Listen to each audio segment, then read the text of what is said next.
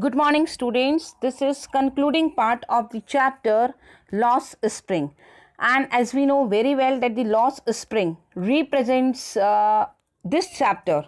This chapter is related with the poor children. Means author Anish Chung has revealed the fact that the poor children of the society are far away from the best part of the life, that is childhood. As we know very well, why does she take this title, Lost Spring? Because spring represents beauty, flowers, joy, growth.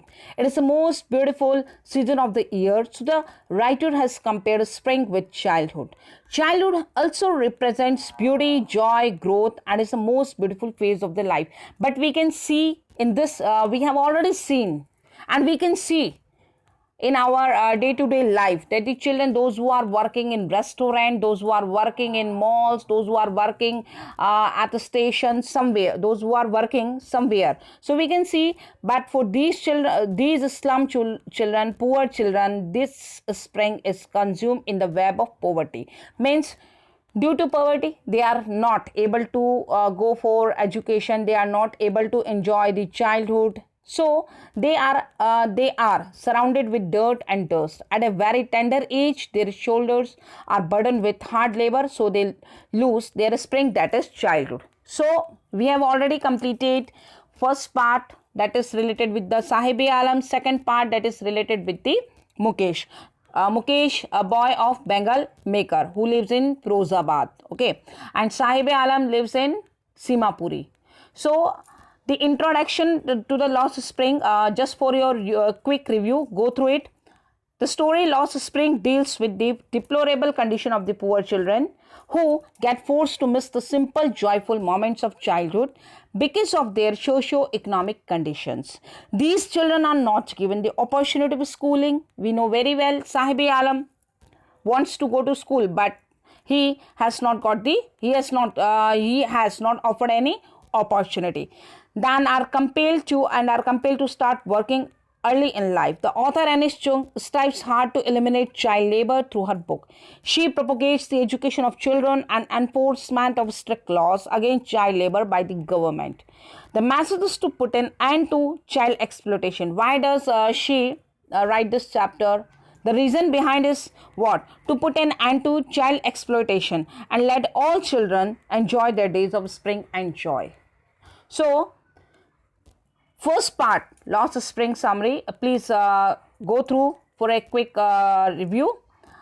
Recap is here. Sometimes I find a rupee in the garbage. So the first part talks about the writer's impression, Anish Chung's impression about the life of the unfortunate rag pickers. We know very well, rag pickers migrate from Dhaka. Who has introduced this? Sahibi Alam. Sahibi Alam has informed her that they have settled down in Simapuri from Dhaka and find a settlement in Simapuri. They end up losing their fields and homes due to storms, natural calamities. Then they come to the big city to find a living but are poor. The author then watches Sahib, the rag picker, every morning, who is always scrounging for gold in her neighborhood. So garbage is actually the means of survival for the elders. For the elders, they collect the garbage and earn money. Okay, and they can feed their families. But for children, the garbage is source of entertainment. It is something wrapped in wonder for the children. Sometimes the children find a coin or two from it. Even these kids have desires and ambitions, but they have no clue about how to achieve them. There are many things that are unreachable to them. For instance, shoes, tennis and similar stuff. Later on, Sahib starts working at a tea stall where he earns 800 rupees and after earning 800 rupees, he is not happy. But because the job has taken away his carefree look, taken away his freedom, taken away his childhood. Then the second part is I want to drive a car. This part is related with the Mukesh. And we know very well that Mukesh comes from the family of Bengal makers. Mostly Bengal makers are settled in Firozabad. Firozabad is quite popular for its glass blowing industry, a staggering figure is there. 20,000 children are a part of this business. And any law that forbids child labor is brutally ignored over here. Means nobody care. It seems nobody cares for them. Also, the working environment and the living conditions are pathetic and furnace. Okay, near to furnace at their homes. Children live in dingy cells and work around hot furnaces that make them blind when they enter adulthood. Can you understand? You all are enjoying their life, but a part of the world is there. A part of the world, that is children, poor children, are not enjoying their life. Since they are weighed down by debt, they cannot think or find any way to escape this trap. The politicians, policemen, middlemen, and bureaucrats obstruct their view of progress. Most women in such families think, like Mukesh's grandmother and other women, and that this is their fate. Savita's, you can say, mother, and just follow the tradition. But Mukesh is very different from the rest of the folks there. He has a dream of becoming a motor mechanic. The garage is quite far from his house, but he shall walk, and he has a dream that of becoming a motor mechanic. So last para is, listening to them, I see two distinct worlds. One of the family caught in a web of poverty, burdened by the stigma of caste in which they are born. The other, a vicious circle of the sahukars, the middleman, the policeman, the keepers of law, the bureaucrats, and the politicians. Together they have imposed the baggage on the child that he cannot put down. Before he is aware, he accepts it as naturally as his father. It means that the author, the writer has given you can say thought over here. What? That there are two separate worlds. One is of such family who are struck in poverty, okay, who are struck in poverty and the pressure of doing the traditional profession. Okay, web of poverty, burdened by the stigma of caste in which they are born, and the other, according to caste in which they are born, and the other world is a never ending, you can say what, never ending cycle of moneylenders, middleman, policeman, law keepers, government officials, and politicians. So both of these worlds had forced the young boys to follow the family traditions. The young boys get into the profession and become a part of the vicious cycle. Why? Because the young boys are not able to do or think beyond the family business or beyond the family, you can say, profession. And even before they realize it, they are captured in that profession.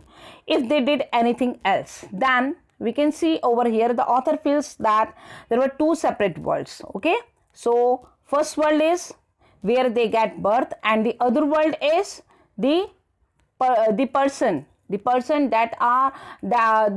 those who force them to do the child labor. Okay, so over here and when Anish Chung has come to know that one boy Mukesh dares to do something different, then she feels happy over here. Okay, so together they have imposed the baggage on the child that he cannot put down. Together means first their birthplace, their family, and the second world is related with the sahukars, policeman, middleman, who always capture them for child labor. To do anything else would mean to dare, and daring is not part of his growing up. When I sense a flash of it in Mukesh, I am cheered. I want to be a motor mechanic. He repeats he will go to a garage and learn. But the garage is a long way from his home. I will walk. He insists. Do you also dream of flying a plane? He is suddenly silent. No, he says, staring at the ground. In a small murmur, there is an embarrassment that has not yet turned into regret. He is content to dream of cars that he sees hurtling down streets of his town. Few airplanes fly over Firozabad. So when author comes to know or comes to know that Mukesh would like to become a motor mechanic, means different from the family, different from the job that is not related with the family, and different from the family profession, the author was happy. The author was happy to see that Mukesh wanted to be a motor mechanic. Then she asks her. The boy had been reared up. The boy means Mukesh had been reared up to be bold, so that he could dare to go against the system. The writer was happy to sense that Mukesh had a spark in him. He wanted to go a garage and learn the job. The writer asks that as the garage